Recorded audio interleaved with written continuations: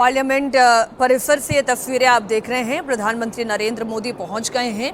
अब यहां से वो मीडिया को संबोधित करने जा रहे हैं, देश को संबोधित करने जा रहे हैं।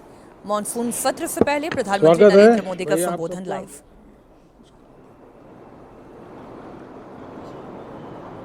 मॉनसून का भी कुछ लाभ नजर आ रहा है और मॉनसून सत्र भी प्रारंभ हो रहा है। मॉनसून हो या मॉनसून सत्र, अगर दोनों प्रोएक्टिव हो तो बहुत ही प्रोडक्टिव होते हैं।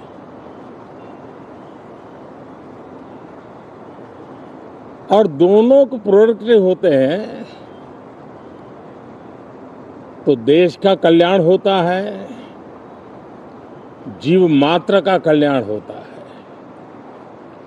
और इसलिए हम यही प्रार्थना करते हैं कि मॉनसून भी प्रोएक्टिव रहे,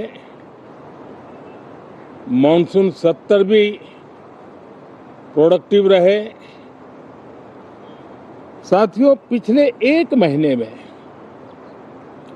देश ने अनेक सिद्धियां प्राप्त की है और देशवासी गर्व से भर जाएं, इस प्रकार की सिद्धियों का सिलसिला चला है। चाहे राष्ट्रीय हो, अंतर्राष्ट्रीय हो और अब तो अंतरिक्ष भी हो। एक प्रकार से भारत के लिए गर्व के पल रहे हैं। पिछले वर्ष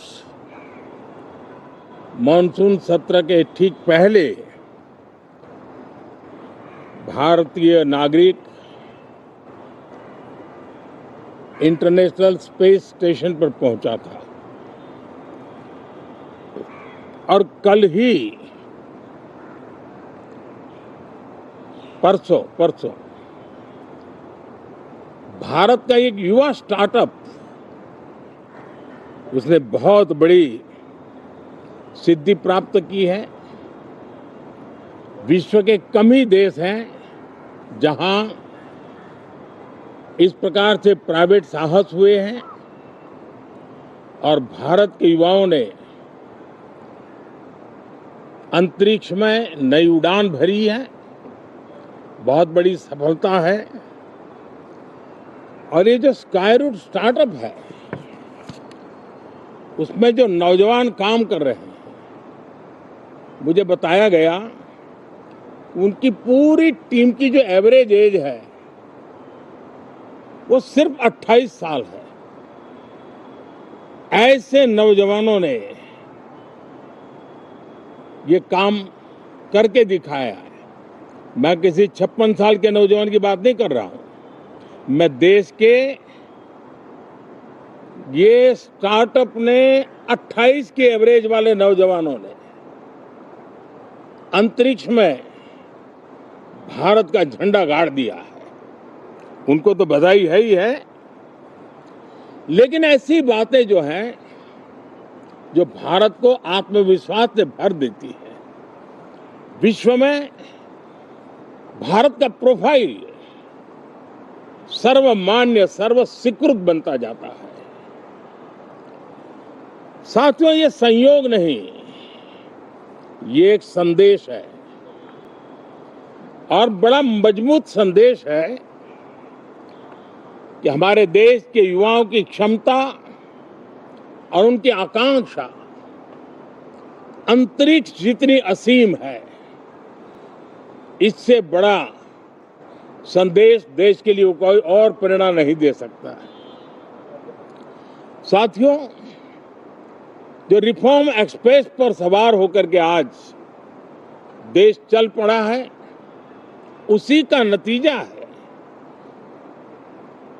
कि भारत के नौजवान इतना बड़ा साहस कर पाते हैं और सफल भी हो रहे हैं। साथियों, पिछले दिनों राजस्थान में बहुत बड़ी ऑयल रिफाइनरी देश को समर्पित की गई। पिछले कुछ सप्ताह पहले एक सेमीकंडक्टर प्लांट यानी तीसरा देश को समर्पित किया गया। अभी कुछ दिन पहले ग्रीन हाइड्रोजन से चलने वाली ट्रेन, और विश्व में बहुत कम देश ऐसे हैं कि जिनके पास ये सुविधा है, लेकिन भारत ने जो हाइड्रोजन ट्रेन देशवासियों को समर्पित की है वो सबसे ताकतवर इंजन वाली है और सबसे लंबी है। ये अपने आप में भारत के वैज्ञानिक, भारत के इंजीनियर्स, भारत के इनोवेटर्स, भारत के उद्यमी, भारत के श्रमिक, ये जो एक लक्ष्य लेकर के देश के लिए जी रहे हैं, देश के लिए काम कर रहे हैं, उसी का परिणाम है। साथियों, हम भली भांति जानते हैं और पूरी दुनिया चिंतित भी है, लगातार कहीं न कहीं युद्ध की स्थितियां बनती रही है। पश्चिम एशिया के युद्ध के कारण भारत जैसे देश जो एनर्जी के लिए औरों पर डिपेंडेंट है, उनके लिए ये पश्चिम एशिया का युद्ध एक बहुत ही बड़ा संकट का कारण रहा। पेट्रोल, डीजल, एलपीजी, फर्टिलाइजर,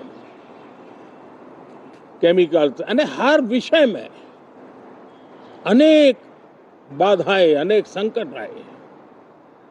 उसके बावजूद भी भारत 7.7% के ग्रोथ से दुनिया की मेजर इकोनॉमी में सबसे तेज गति से आगे बढ़ने वाला देश बन के रहा।